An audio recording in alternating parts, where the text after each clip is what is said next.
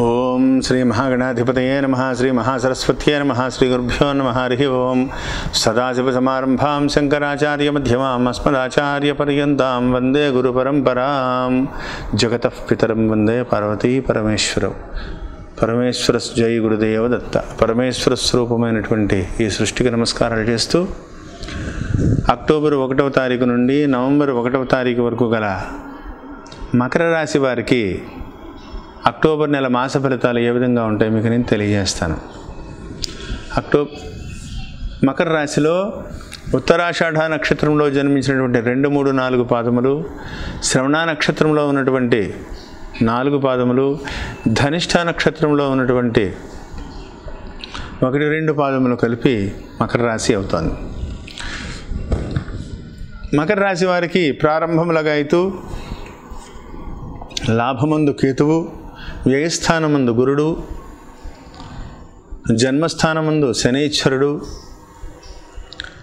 October 4వ తారీఖు నుండి వక్రగతిలో 3వ స్థానంలోకి కుజుడు, అదేవిధంగా పంచమ స్థానంలో రాహువు, నవమ దశమ స్థానాల్లో సంచరించేటువంటి రవి ప్రధానమైనటువంటి ఫలితాలన్నీ కూడా నిర్దేశింపబడుతున్నాయి.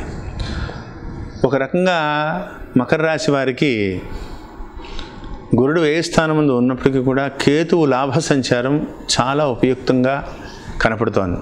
అదేవిధంగా భాగ్య రాజ్య లాభస్థానాల్లో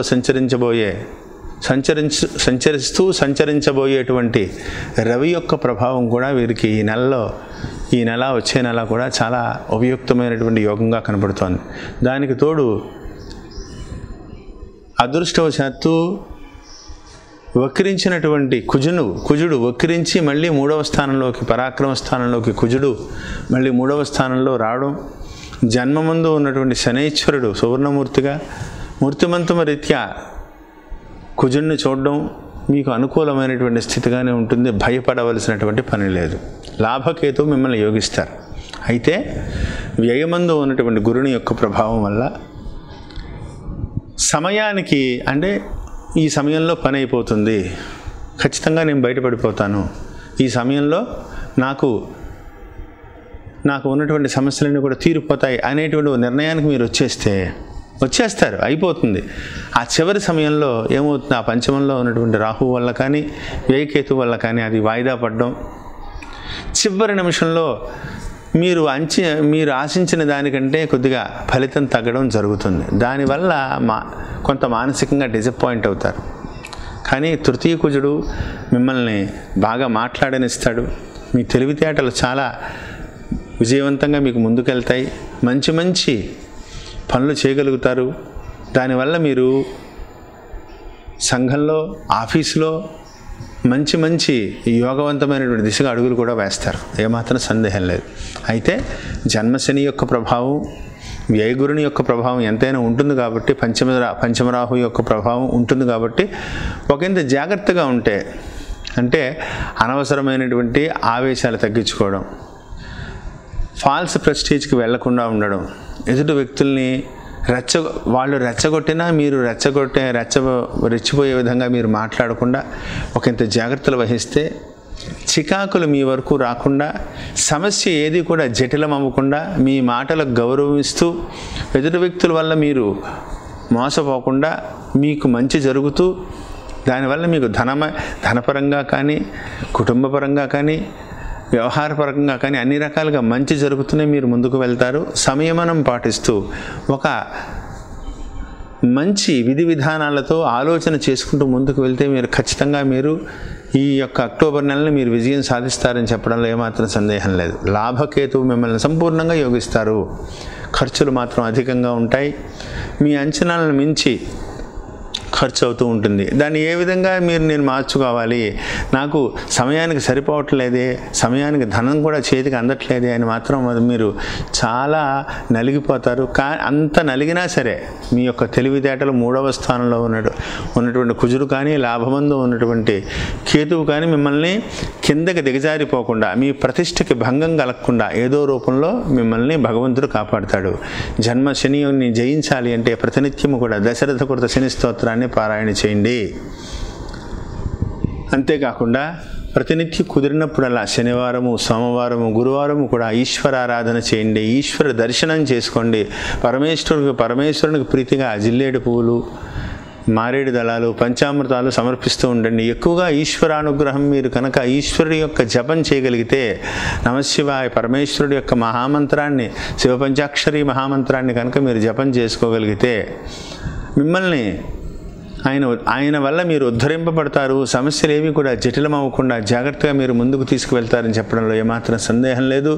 ఒకంత జన్మశని వల్ల మీరు ఆయన మూర్తిమంతమ రీత్యా మిమ్మల్ని ఇబ్బంది ఏం పెట్టట్లేదు. కానీ పంచమంలోకి వచ్చినటువంటి రాహువు యొక్క ప్రభావం వల్ల కొంత ఏంటంటే మంత్రస్థానం ముందు ఉన్నటువంటి స్థితిగతుల వల్ల కానీ, కుజుని యొక్క వక్రగతి వల్ల కానీ జరుగుతున్నటువంటి విధి విధానాలన్నీ కొద్దిగా స్లోగా ఉండడం వల్ల ఇరిటేషన్ పెరగడం. అంటే ఎంతసేపు మాట్లాడతాం, ఏం చేస్తాం ఎదుటి వ్యక్తులతో, లేకపోతే ఎంత పని చేసినా ఇంతేనా అని మీకు విరక్తి కలిగేసి ఆఫీసర్ అని కూడా చూడకుండా, లేకపోతే మీరు ఆఫీసర్ అని కూడా చూడకుండా మీరు నిందలు పడడం, లేదా మీరు నిందలు వేయడం, ఇలాంటివన్నీ కూడా జరిగి మానసికంగా నలిగేటువంటి ప్రమాదం కనపడుతోంది. వాటిని జయించాలి అంటే జాగ్రత్తలు వహించి వాక్కుని అదుపులో పెట్టుకుని మీ యొక్క పనిని అనవసరమైనటువంటి వ్యవహారాల్లో తలదూర్చకుండా, మీకు సంబంధం లేని వ్యవహారాల్లో సలహా సంప్రదింపులు కూడా ఇచ్చేటువంటి ప్రయత్నం చేయకండి.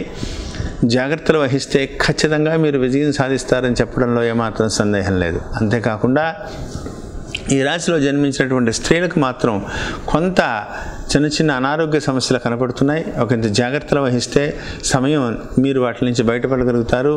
ప్రతినిత్యం కూడా సూర్య నమస్కారాలు చేయండి. మీరు వంట వండే ముందు ఆ అగ్నిహోత్రాన్ని మీరు పొయ్యి మీద వండినా, లేకపోతే గ్యాస్ స్టవ్ మీద వండినా, ఎక్కడ వండినా సరే మీరు స్నానం చేసి చక్కగా శుచి అయినటువంటి వస్త్రాన్ని కట్టుకుని ఆ భగవంతుడికి హోమం చేసినట్టుగా అగ్నిహోత్రంలో మీ చుట్టూ మీరు మనసులో ఒక చిటికెడు బియ్యం, ఒక 10-11 గింజల బియ్యాన్ని అగ్నిహోత్రంలో వేసి ఆరోగ్యాన్ని ప్రసాదించండి అని చెప్పి కొద్దిగా నెయ్యి కలిపి, ఆవు నెయ్యి కలిపి ఆ అగ్నిహోత్రం మీద 2 గింజల బియ్యం వేసి నాకు ఆరోగ్యాన్ని ప్రసాదించు అగ్నిదేవా అని చెప్పేసి ఆ సర్వదేవతల్ని కూడా హోమం చేస్తున్నట్టుగా భావిస్తూ మీరు వేయండి. మీకు ఆరోగ్యం కలుగుతుంది. నీళ్లు ఎక్కువగా తాగండి. ఆరోగ్య విషయంలో మాత్రం ఆడవాళ్ళు చాలా జాగ్రత్తగా పరిరక్షించుకోండి.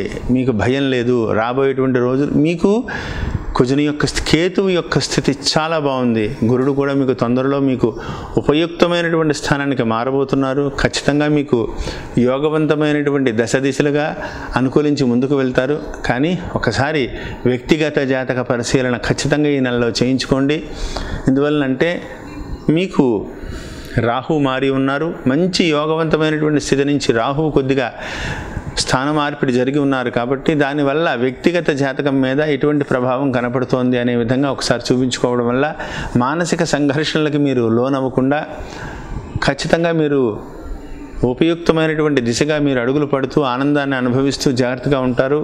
ధన సమస్యల నుంచి మీరు బయటపడతారని కోరుకుంటూ ప్రతినిత్యము కూడా దశరథకృత శని స్తోత్రాన్ని పారాయణ చేసుకుంటూ శనైశ్వరుడి యొక్క ఆలయానికి వెళ్ళి ఒక్కసారి తైలాభిషేకం చేయించుకుని ఆరోగ్యాన్ని పరిరక్షిస్తారని కోరుకుంటూ జై గురుదేవ దత్త.